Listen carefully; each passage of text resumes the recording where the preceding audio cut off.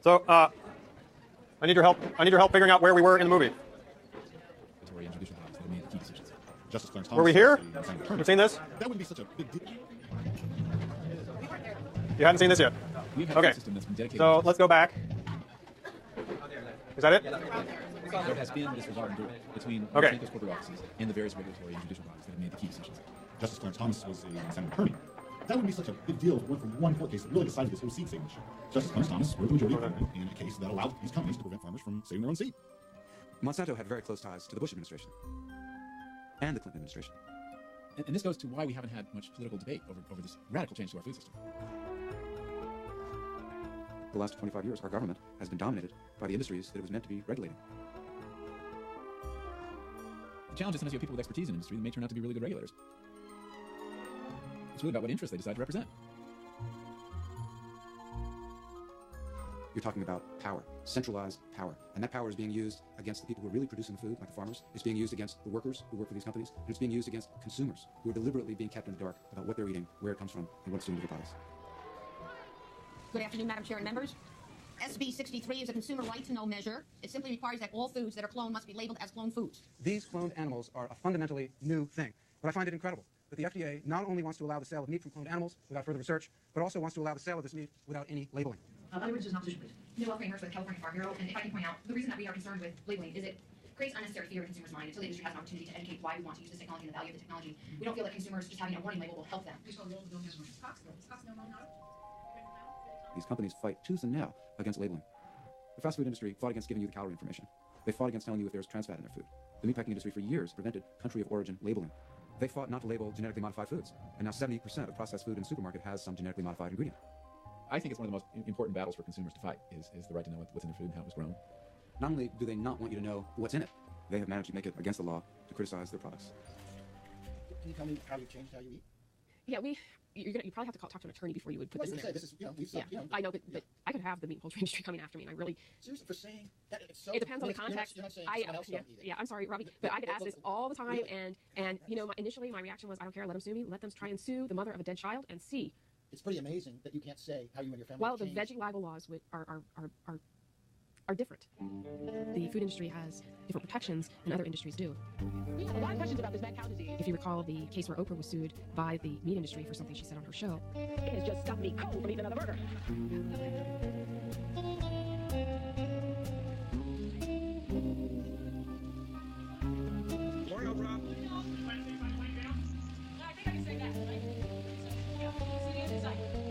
In Colorado, it's a felony if you're convicted under a veggie libel law. So you could go to prison for criticizing the ground beef that's being produced in the state of Colorado. There is an effort in several farm states to make it illegal to publish a photo of any industrial food operation, any feedlot operation. At the same time, they've also gotten bills passed that are called cheeseburger bills that make it very, very difficult for you to sue them. These companies have legions of attorneys, and they may sue even though they know they can't win, just to send a message.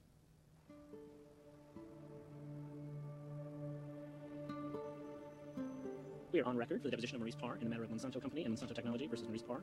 Mr. Parr, we subpoenaed your bank records in this case. You know that? I'll tell you what really scared me the most today was the fact that they have every check that I have written from every bank account that I've used in the last 10 years. Do you own any land, Mr. Parr? Yes. How many acres do you own? 3. How long have you had this Dell computer? Which ones are soybean seed leading customers? Mr. Kaufman. Beans only. These people are not just customers, they're personal friends. And it's extremely heart-wrenching for me to know that this list is in the possession of Monsanto. Harold Sin. Beans only. This is the first case in which a seed company is suing the person who does the cleaning of the seed. So if Monsanto's claims are upheld in this case, that would not only put Moe out of business, but would prohibit every grower in the country from doing what Moe does as a precedent in future cases. Have any of these customers specifically told you that they are not going to use your seed cleaning services anymore? Ron Merrill. This essentially puts me out of business. Max Lowe. You know, I'm finished. Jerry Kaufman, Bill Ziering, Robert Duvall.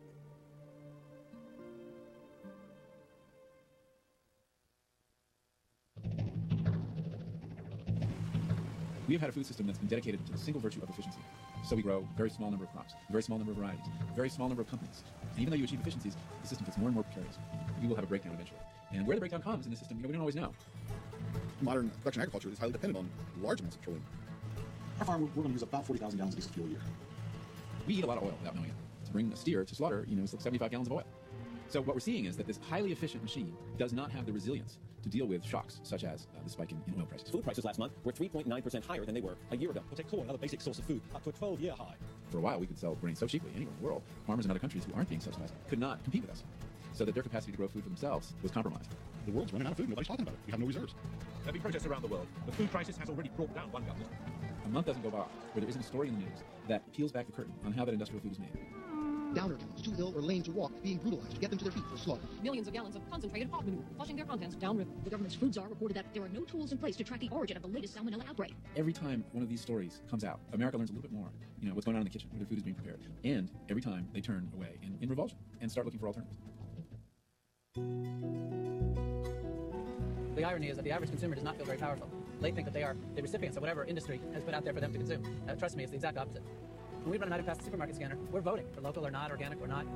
At Walmart, we made a decision about a year ago to go through a process of becoming RBST-free in our milk supply. We made that decision based on customer preference. Individual consumers changed the biggest company on earth, and in so doing, probably put the last nail in the coffin for synthetic growth hormone. To eat well in this country costs more than to eat badly. It will take more money, and some people simply don't have it. And that's one of the reasons that we need changes at the policy level, so that the carrots are a better deal than the chips. People think these companies are so big and so powerful, how are we ever going to change things? But look at the tobacco industry. It had huge control over public policy, and that control was broken. The battle against tobacco is a perfect model of how an industry's irresponsible behavior can be changed. Imagine what it would be if, as a national policy, we said we would be only successful if we had fewer people going to the hospital next year than last year. How about that for success? The idea then would be to have such nutritionally dense, unadulterated food that people who ate it actually felt better, had more energy, and weren't sick as much. Now, see, that's a noble goal. I can't change the fact that Kevin's dead. When you tell somebody you've lost a child, I really don't like that look of pity that can come into their eyes, that they feel sorry for me. I can have a pity party all by myself very well, thank you. I don't need it from other people. What I need them to do is listen and help me affect a change. You have to understand that we farmers, we're going to deliver to the marketplace what the marketplace demands. If you want to buy $2 milk, you're going to get a feedlot in your backyard. It's that simple. People have got to start demanding good, wholesome food of us, and we'll deliver. I promise you. We're very ingenious people. We'll deliver. That's all I have to say.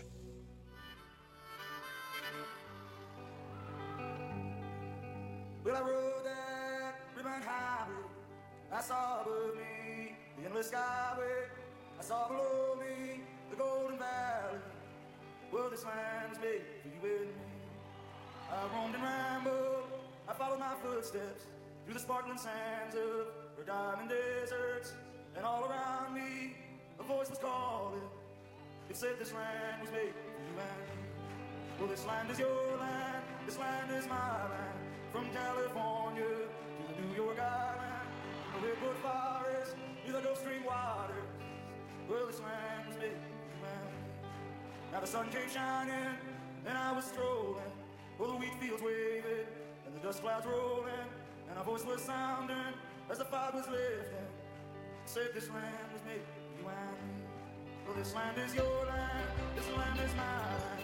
From California to the New York Island, from the redwood forest to the Gulf Stream water.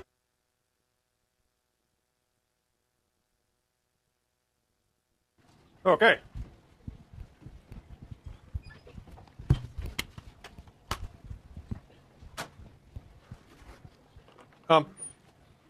Any thoughts, reactions? Yes. You have some trouble with the vote with your dollar and ask for policy solutions prescription at the end. Why is that?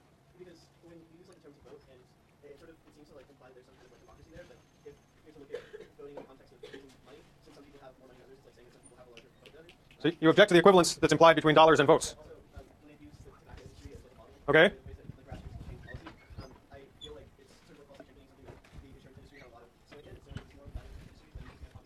So tobacco is a bad analogy because the battle against tobacco was actually affected heavily by insurance companies rather than simply the grassroots activism of individual people. Okay.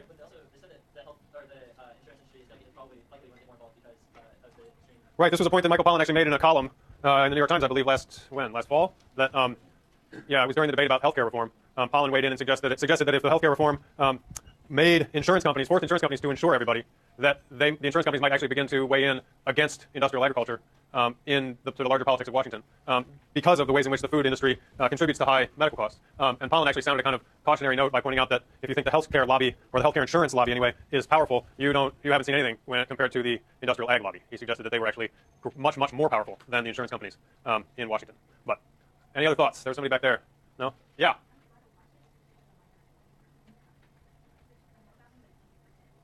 You're glad we watched it because it helped reinforce things you already knew, but that you might sometimes let slip?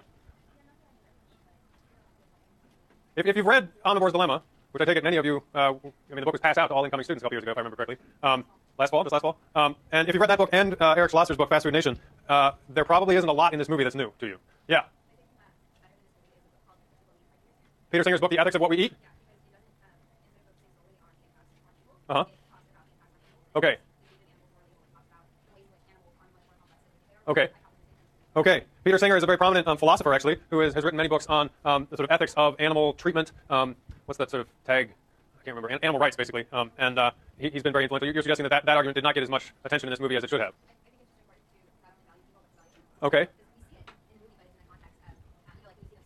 Right. Right. Right. You could make a case against confined animal feedlots on the basis of the treatment of animals in and of themselves, independently of questions of health impacts on humans. Then you'd be a terrorist. I'm sorry. Who else had something? You, anybody? Yeah. I like towards the end where they didn't spend as much time on notifying government corporations, but turn the camera back on the consumer to say that you're just as guilty as the people committing crimes. Interesting. I'm not sure they went quite that far as to say you're just as guilty. But yes, I mean, the conclusion definitely turns towards what can be done about this, and a great deal of the focus does fall on consumers and consumer choice. And the comment down here that those with more money have more votes in such a logic than those with less money certainly applies. Any thoughts about whether it's a good thing that Walmart is moving into the organic sector? I don't think it's necessarily more votes, it's just that they can't vote the way they prefer to.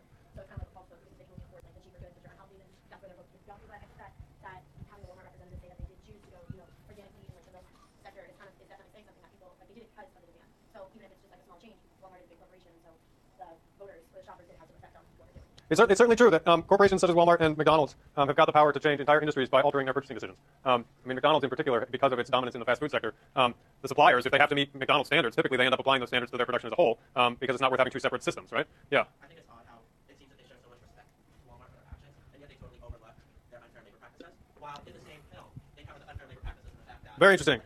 Right. Okay, so anti-union maneuvering by meat packers comes under scrutiny in the movie, but Walmart's long-standing opposition to unions among its own workers is not mentioned at all. Yeah, in back.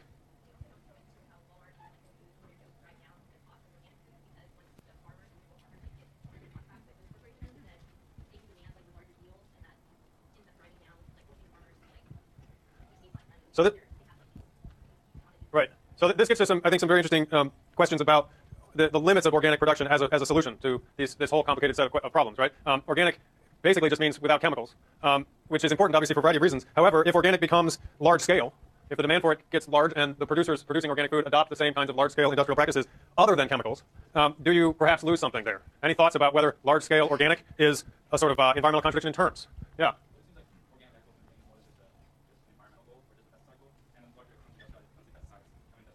Okay. Right. And yeah, this is a hot debate, particularly around here, but elsewhere as well. Organic farming, many people feel, is not just about chemicals. It's about a whole suite of practices and values. And I don't know how many of you followed the codification of organic standards within USDA a number of years ago. It provoked an enormous outcry. I think the USDA got more public comments on those proposed rules initially than they'd ever gotten for any rulemaking move. And in a sense, the codification, formalization, bureaucratization, the making sort of official of a state set of policies about what defines organic does create the conditions in which industry can ramp up, right? And in many ways, that can favor large-scale producers and undermine other aspects of the organic farming movement, such as local, small-scale, family scale, that sort of thing. Yeah. Although industrial agriculture has many shortcomings, in defense of lower socioeconomic status families, Uh-huh. it is needed, all the that is needed, all the changes, because if you look at that family over there where they couldn't afford the healthy foods, right? Uh-huh. They're big bags of carrots, Right. But, or they're comparing potato chips to Right. But when you look at potatoes themselves, they cost $1 per bag. There are shortcomings in health issues. I think it's falling more right now. And for the small-scale farmers, said that it was about $6 for like something. Like, if you can't afford $2 carrot, I'm pretty sure you can afford like $6 for it. So there is an equity issue involved with making sure that people can afford food. And the question, I guess, that would come up then is, could healthier